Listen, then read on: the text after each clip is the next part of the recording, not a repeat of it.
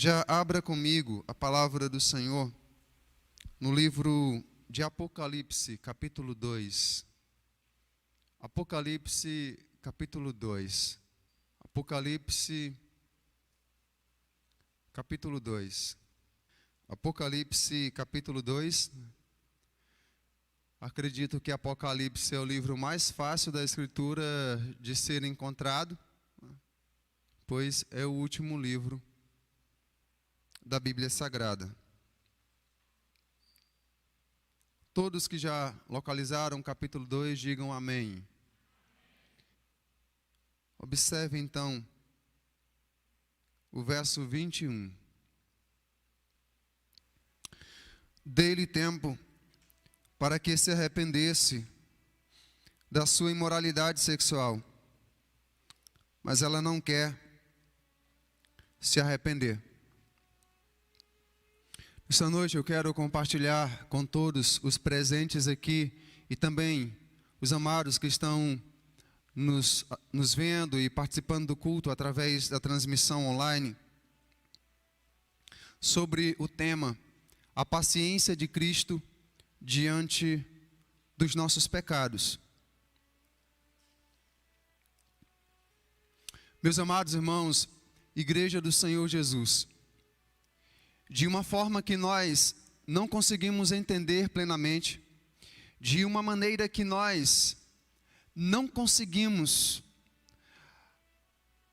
totalmente ou plenamente entender ou compreender, o pecado é algo que ofende, é algo que de certa forma maltrata o coração do Senhor.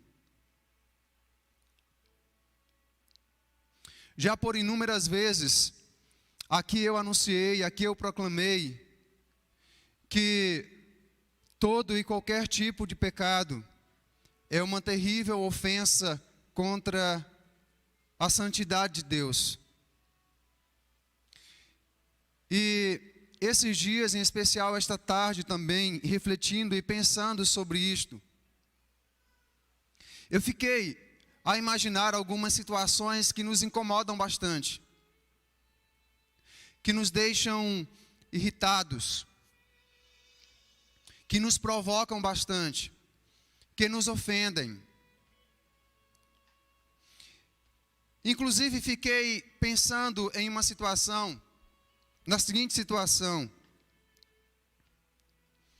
quanto de incômodo nós teríamos se com os nossos pés descalços nós apoiássemos todo o peso do nosso corpo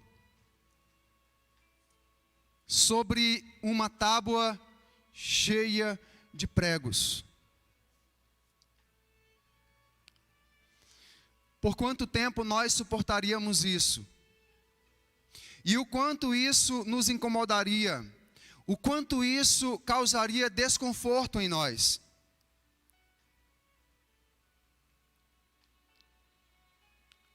Se decidíssemos colocar os nossos pés sobre brasas acesas e bem acesas, por quanto tempo nós suportaríamos isso? O quanto isso causaria dor em nós?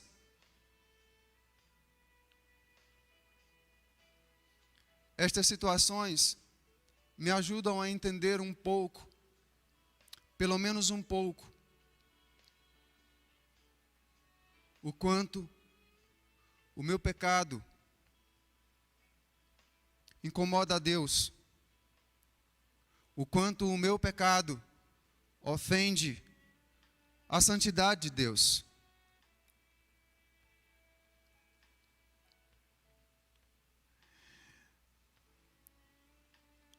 Quando nós falamos sobre a paciência de Cristo diante dos nossos pecados, nós precisamos considerar que esta paciência é uma preciosidade para nós. É uma preciosidade para os filhos de Deus, é uma preciosidade para a igreja do Senhor, é uma preciosidade também para esta geração. Eu queria que você voltasse os seus olhos agora, vai ser projetado para nós, O texto que está em 2 Pedro, você deixa Apocalipse ainda aberto, Apocalipse capítulo 2, mas vamos ver em nossa projeção o texto de 2 Pedro capítulo 3, os versos 9 e 15. Nesta passagem nós somos abençoados pela revelação de como a paciência de Deus, ela atua, de como ela age em nosso favor. Acompanhe então o texto. O Senhor não demora em cumprir a sua promessa, como julgam alguns. Pelo contrário, vamos juntos? Pelo contrário, Ele é paciente com vocês, não querendo que ninguém pereça, mas que todos cheguem. Ele é paciente com vocês, Ele é paciente comigo, Ele é paciente com você, Ele é paciente com a sua igreja, Ele tem sido paciente com esta geração, não querendo que ninguém pereça, mas sim que todos cheguem ao arrependimento. Observe comigo agora o verso 15. Tenham em mente que a paciência de nosso Senhor significa o quê? Significa o quê, irmãos? Significa salvação. A paciência do Senhor resulta em salvação.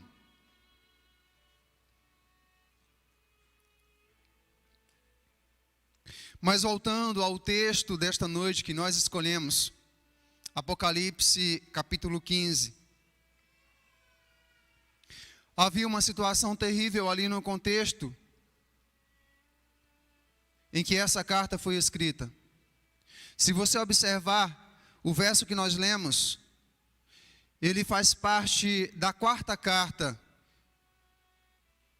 que foi escrita às 7 igrejas da Ásia Menor.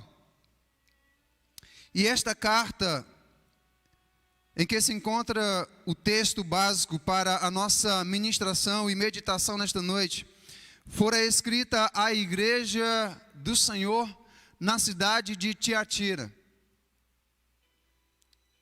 E pastor, o que aquela igreja tem a ver conosco, o que esta carta tem a ver comigo? Você vai perceber que ela tem tudo a ver.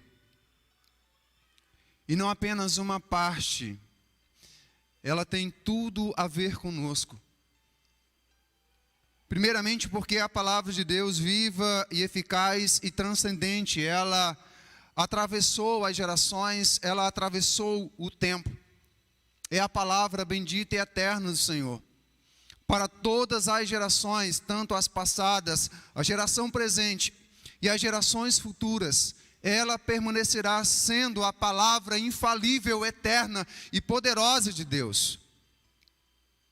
Mas vamos então entender o contexto e o conteúdo desta carta. Das 7 cidades ou das 7 cartas, esta aqui é a maior de todas elas. A carta escrita à igreja do Senhor em Tiatira.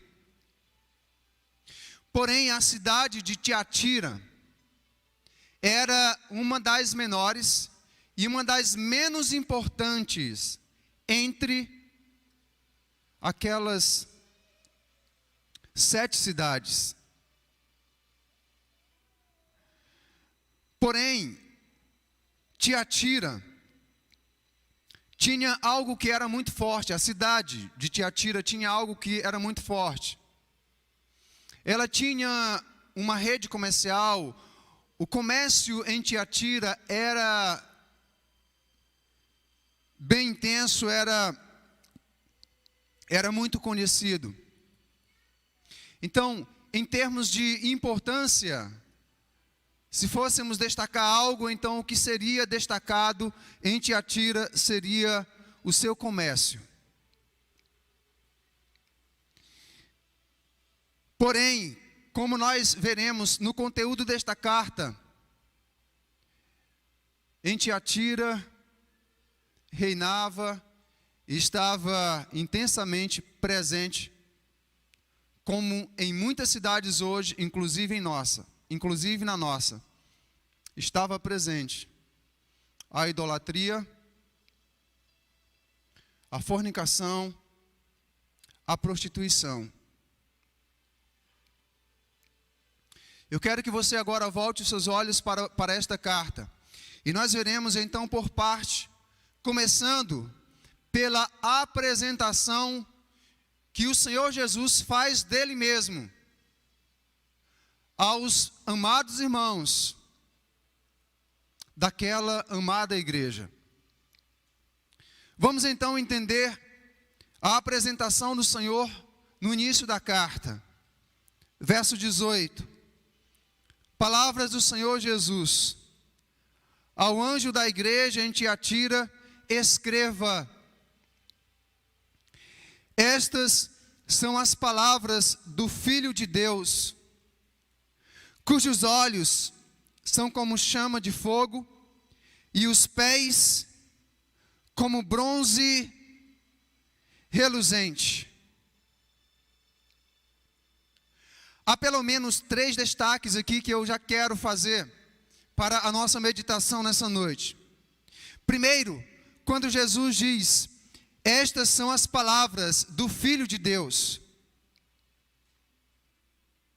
Aquela igreja, aqueles irmãos, ao receberem ou quando recebessem aquela carta,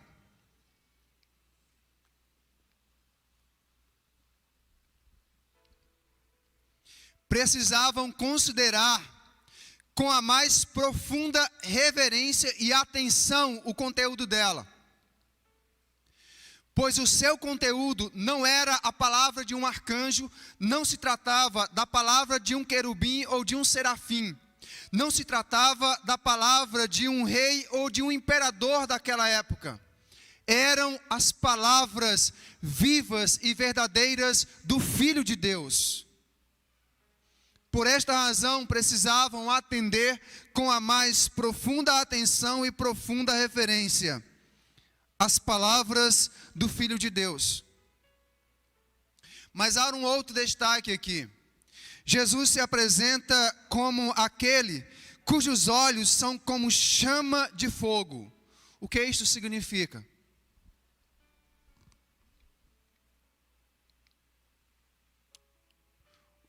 O que significa, ou o que significava e o que significa para nós hoje?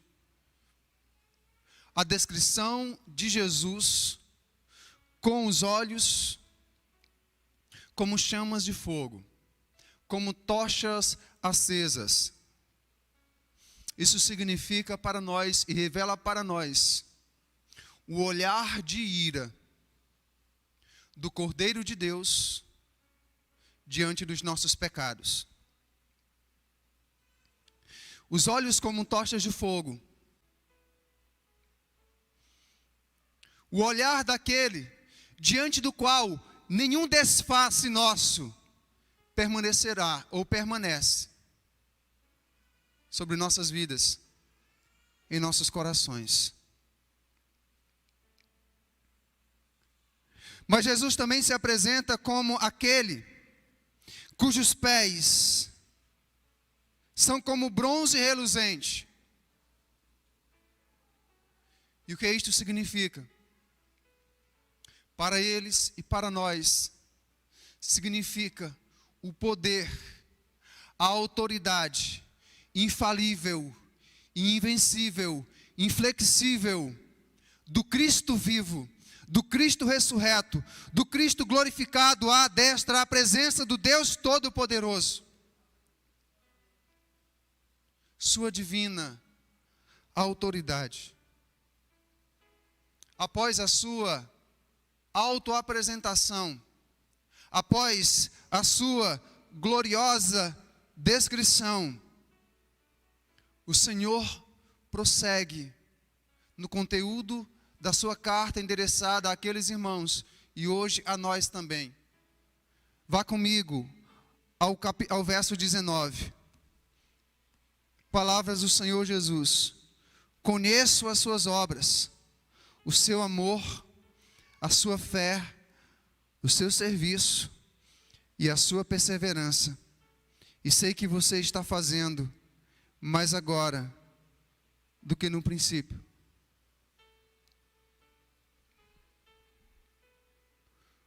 O Senhor se apresenta diante da sua igreja como aquele que está irado. E revela para eles toda a autoridade que ele tem para governar, para julgar, para aplicar toda a justiça de Deus. Mas o Senhor não deixa de reconhecer e de mencionar as coisas boas que eles estavam fazendo. Na verdade, absolutamente nada do que nós fazemos no reino de Deus e para a glória de Deus será ou passará por desapercebido diante do Senhor. O Senhor conhece, e Ele conhece plenamente e totalmente as obras que nós realizamos, as obras que nós temos feito aqui. O Senhor, com seu olhar penetrante, conhece o amor que está em nossos corações. Se esse amor é verdadeiro ou não. Se esse amor é sincero ou não. Se esse amor é puro ou não. O Senhor, com o seu olhar penetrante, também conhece a nossa fé. Se esta fé é viva, se esta fé está viva e atuante, ou se esta fé está morta. O Senhor conhece plenamente e totalmente todo o serviço que realizamos e a nossa perseverança também. Mas, meus amados irmãos, muitas vezes nós achamos que ações boas apagam as ações erradas ou as ações más. Muitas vezes nós achamos que um ato de justiça apaga um ato de injustiça. Muitas vezes nós achamos e pensamos que um ato de santidade da nossa parte vai apagar um ato de impiedade, um ato de impureza. E isto não ocorre desta forma, isto não acontece assim. Pois volte comigo ao texto desta noite. No verso 20, o Senhor diz: no entanto, apesar das suas boas obras, apesar do seu amor, apesar da sua fé, do seu serviço, apesar da sua perseverança, eu tenho contra você isto. Você tolera Jezabel, aquela mulher que se diz profetiza, com os seus ensinos. Ela induz os meus servos à imoralidade sexual e a comerem alimentos sacrificados aos ídolos.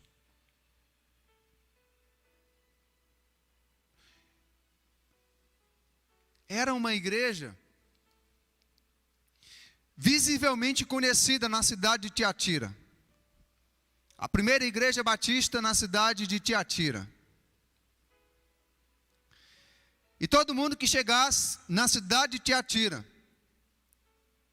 e tivesse o desejo de se congregar e procurasse onde tem uma igreja batista aqui para eu me congregar, então alguém iria apontar aquela igreja.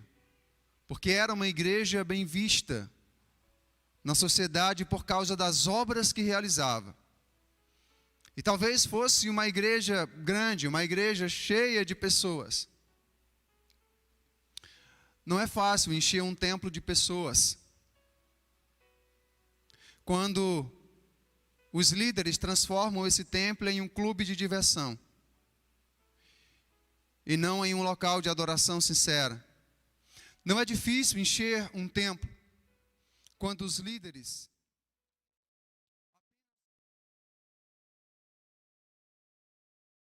que tranquilizam as pessoas, ao invés de confrontá-las com o Evangelho, ao invés de confrontá-las diante dos seus pecados. A igreja em Tiatira estava assim. Uma igreja urbanamente conhecida, urbanamente vista. Mas o Senhor chega para ela e diz: eu tenho contra você isto. Deixa eu lhe dizer agora, pela graça do Senhor e pelo amor do Senhor que está em meu coração. Talvez as pessoas que conheçam você estão olhando para você e dizendo assim: rapaz, aquele jovem ali é convertido, é bem crente. Olha só como ele se veste, olha só como ele canta. Ele não perde um culto. Aquela jovem ali é bem crente, olha só como ela se apresenta. Olha só como ela carrega a Bíblia. Talvez alguém tenha chegado para você e dito: olha só, aquele homem ali é um verdadeiro homem de Deus. Olha só como ele fala. Olha como ele conduz a Bíblia. Não perde um culto. Não passa um mês sem devolver o dízimo, sem entregar a sua oferta. Olha só aquela irmã. Aquela irmã ali é uma mulher de Deus. Conversa-se com a tesoureira e ela é fiel. Todos os meses devolve o seu dízimo. Está sempre com a sua Bíblia, não perde um culto. Aí o Senhor então chega e diz para você, diz para mim: olha, essas pessoas que estão dizendo isto, estão vendo apenas o que está diante dos olhos dela. Agora eu estou vendo o seu coração. Com os meus olhos, como tochas de fogo, eu penetro o mais íntimo do seu coração e eu estou vendo ele. Eu tenho, porém, contra ti isto. E de maneira bem direta, confrontando a todos nós nessa noite: o que o Senhor tem contra mim? O que o Senhor tem contra você nesta noite? O que o Senhor tem contra você? Contra aquela igreja, o Senhor diz: olha, vocês estão tolerando que aquela mulher, intitulada aqui de Jezabel, que é uma simbologia lá da Jezabel do Antigo Testamento, o agente maligno a serviço de Acabe, a esposa de Acabe, uma das mulheres mais perversas e mais diabólicas que a Escritura descreve.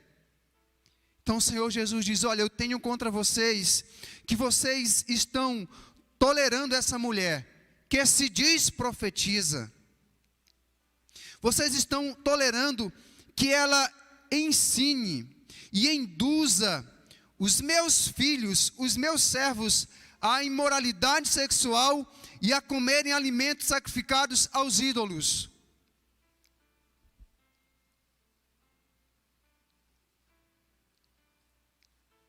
Em todos os tempos, sempre surgiram pessoas que se tornaram membros da igreja,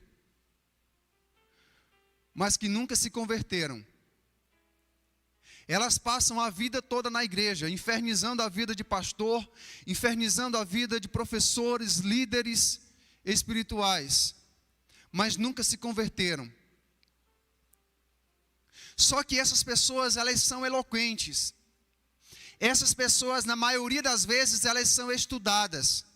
Elas não são pessoas ignorantes, não são pessoas à toa. São pessoas de grande influência dentro da igreja. E assim era esta mulher. Ela era membro lá da igreja batista na cidade de Tiatira. Batista, irmãos, é só para efeito aqui. Não havia essa designação. Mas essa mulher estava causando danos terríveis ali. E a liderança da igreja, de alguma forma, estava permitindo isso. Ela ensinava e induzia os irmãos ali, os filhos de Deus, há pelo menos esses dois tipos de pecado aqui: a imoralidade sexual e a comer alimentos sacrificados aos ídolos. Deixa eu só abrir um parênteses rapidamente para, de alguma forma, levar os irmãos a entenderem isso aqui. Como que ela agia, como que ela fazia isto? Acredita-se que essa mulher, ela era uma mulher, não somente que tinha grande influência por conta do conhecimento que detinha, mas era uma mulher com um certo poder aquisitivo, uma mulher rica. E como o comércio era muito forte em Tiatira, havia o que nós conhecemos hoje como os sindicatos, né? Basicamente, todas as profissões hoje têm os sindicatos. Então, naquele contexto também tinha. E os sindicatos, naquele período, eram chamados de guildas. E essa mulher, movida também pela ganância, o amor ao dinheiro,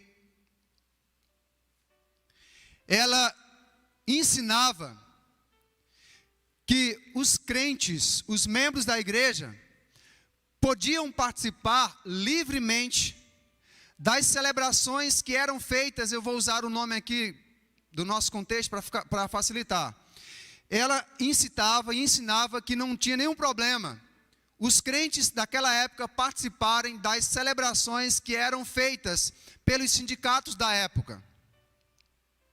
Então, os irmãos que eram comerciantes, os irmãos ali da igreja que eram empregados,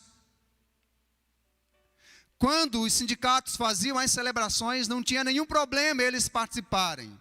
Deixa que, nessas celebrações, havia bebida à vontade, tinha comida que era sacrificada aos ídolos, havia farra, havia fornicação, sexo fora do casamento, havia prática de idolatria. E essa mulher, a quem o Senhor Jesus aqui chama de Jezabel, ensinava os membros da igreja dizendo: olha, nós temos que ser sociáveis. Numa linguagem de hoje, nós temos que deixar de ser caretas. Não tem nenhum problema, nós temos que nos amoldar às situações que o mundo tem colocado para a gente não ficar para trás. E você, como comerciante, vai ser prejudicado? Você vai deixar de participar da celebração do seu sindicato, correndo o risco de ser excluído e de ter a sua empresa, o seu negócio comprometido, de perder lucros. Assim ela agia. E é por isso que ela tinha convencido muita gente. Muita gente. E muitos daqueles membros da igreja foram na onda dela.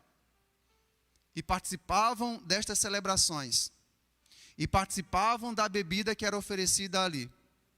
E participava dos momentos ali das preces que eram feitas, porque quando eles matavam os animais com os quais eles faziam o churrasco, então pegava-se uma parte do animal e se oferecia a uma divindade. Consagrava-se todo o animal. E depois, então, churrasco nele. E Jezabel dizia: olha, vocês são cidadãos daqui de Tiatira, não podem andar na contramão disso. Idolatria, bebedeira e fornicação. E hoje? Quantos comerciantes, empresários cristãos, envolvidos em corrupção para não ficarem para trás e não perderem os lucros?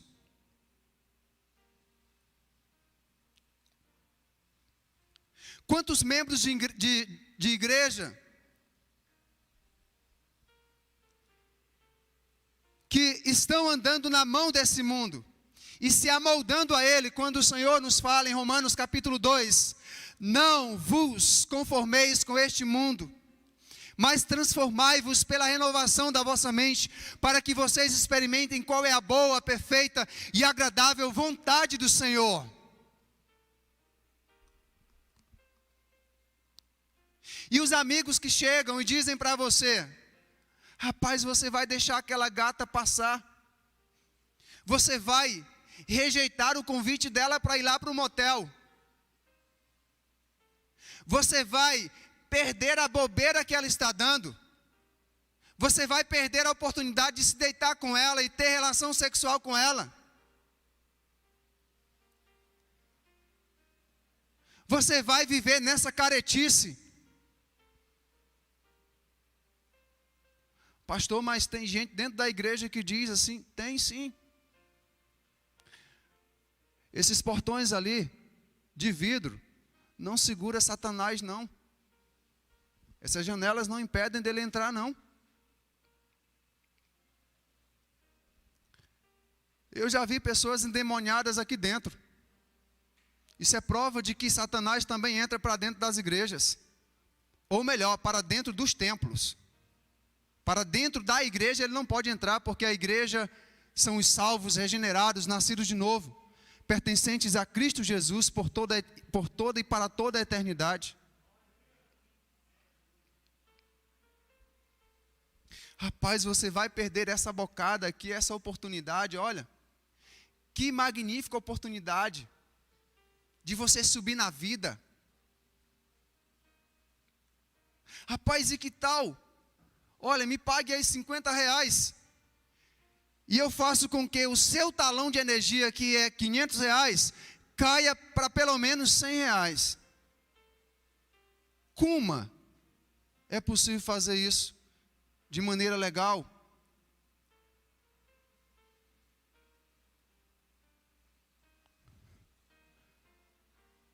O que o Senhor tem contra você?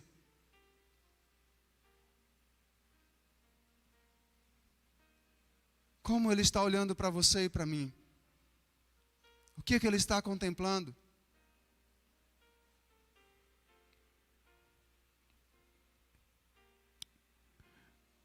E aí chegamos ao coração desta carta.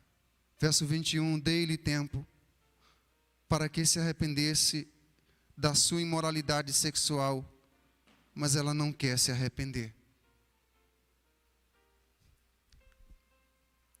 Meus irmãos, como o nosso Cristo é paciente. Se você estivesse no lugar de Cristo, se eu estivesse no lugar de Cristo, eu mataria essa mulher dentro de uma semana.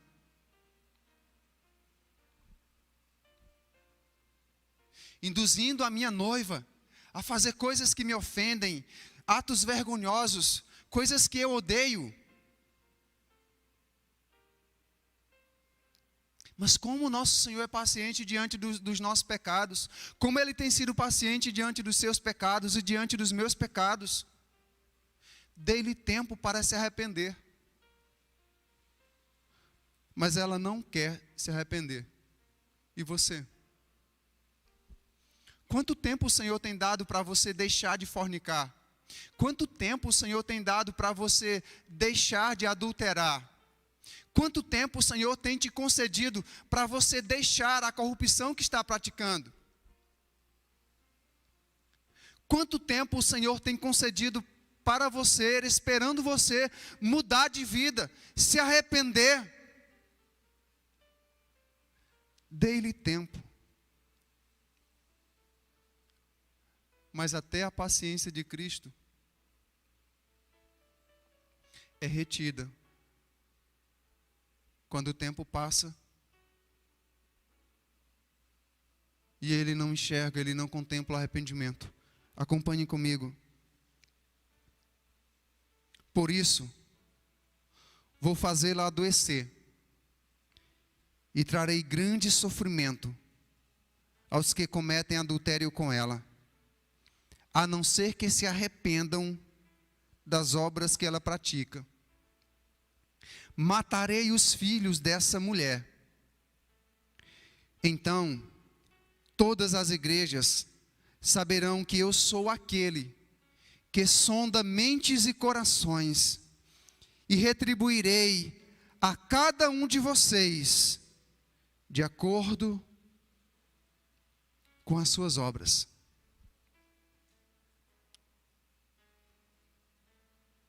Você entende isso? Você entende isso?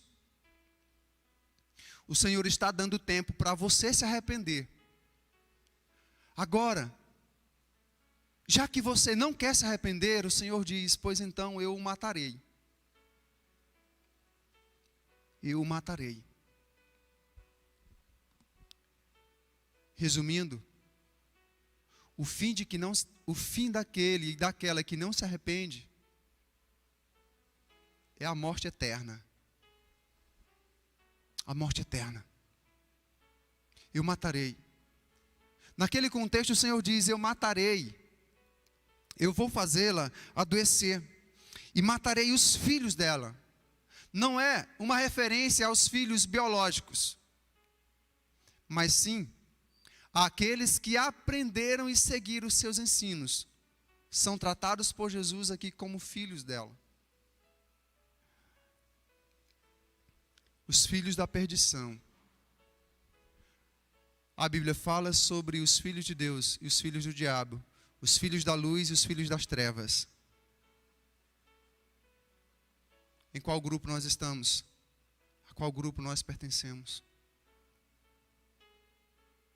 Oxalá o Espírito confirme em nosso coração que nós pertencemos ao grupo dos filhos de Deus e andamos como filhos da luz. Como filhos da luz. Para concluir, existe uma promessa grandiosa do Senhor para aqueles que não seguiram os ensinos de Jezabel e para aqueles que hoje rejeitam esses ensinos e não os seguem.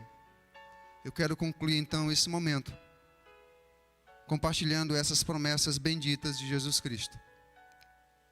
Diz o Senhor nesta carta, verso 24: aos demais que estão em Tiatira, aos que estão aqui em Presidente Dutra também, a vocês que não seguem a doutrina dela e não aprenderam, como eles dizem, os profundos segredos de Satanás, eu digo: não porei outra carga sobre vocês. Tão somente apeguem-se com firmeza ao que vocês têm, até que eu venha. Apeguemo-nos à palavra de Deus com firmeza. Apegue-se à oração. Apegue-se à comunhão. Apegue-se ao reino de Deus. Apegue-se às coisas que glorificam a Deus. Ouça hinos, música, louvores a Deus. Rejeitemos toda obra de Satanás e toda obra que este mundo nos oferece, até que Ele venha. Até que Ele venha. Verso 26: aquele que vencer e fizer a minha vontade até o fim, darei autoridade sobre as nações. Ele as governará com cetro de ferro, e as despedaçará como a um vaso de barro.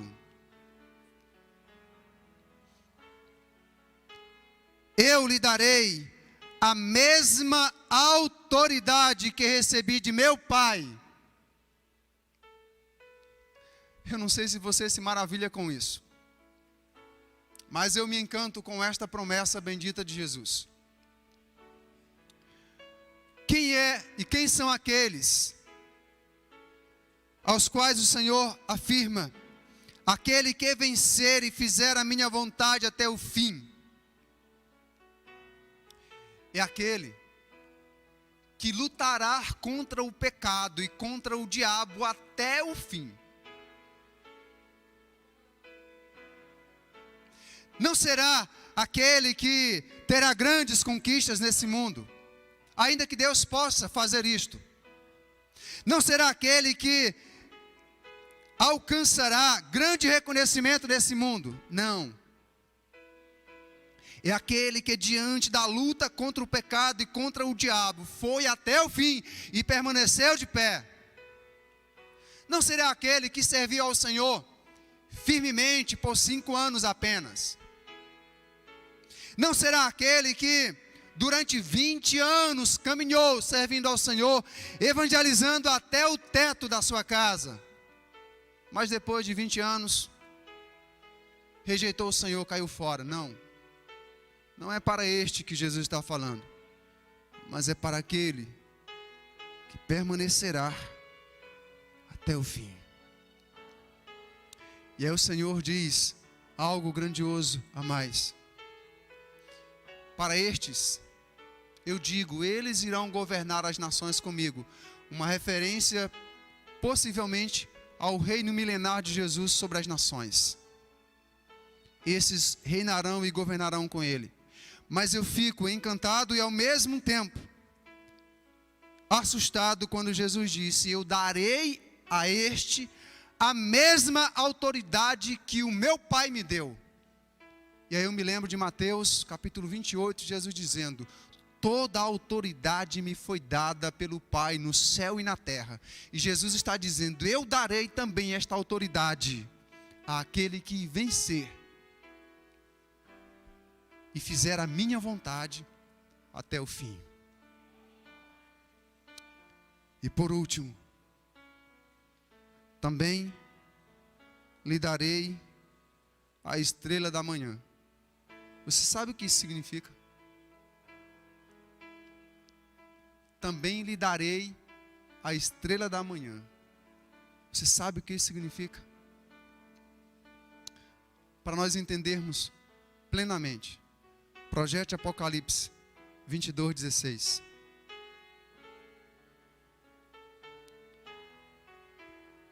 Vamos ligar agora essa fala de Jesus. Também lhe darei a estrela da manhã. O que isto significa? A explicação está em Apocalipse 22:16. Eu, Jesus, enviei o meu anjo para dar a vocês este testemunho concernente às igrejas. Eu sou a raiz e o descendente de Davi. Complete. Quem é a estrela da manhã? O que Jesus diz? Eu também lhe darei a estrela da manhã. O que isso significa? Significa que Jesus está dizendo: eu vou me dar a você totalmente, plenamente e por toda a eternidade. Você jamais me perderá. Você me terá para sempre. Também lhe darei a estrela da manhã. Quem é a estrela da manhã? A raiz e o descendente de Davi, Jesus Cristo. Jesus Cristo. Dei-lhe tempo para que se arrependesse da sua imoralidade sexual, mas ela não quer se arrepender. Aquele que tem ouvidos, ouça o que o Espírito diz às igrejas. Você vai ouvir? Ou vai permanecer surdo? Vai permanecer ignorando? Uma hora o Senhor abaterá você. Quero convidar a igreja a colocar-se em pé nesta noite, para mais uma vez orarmos.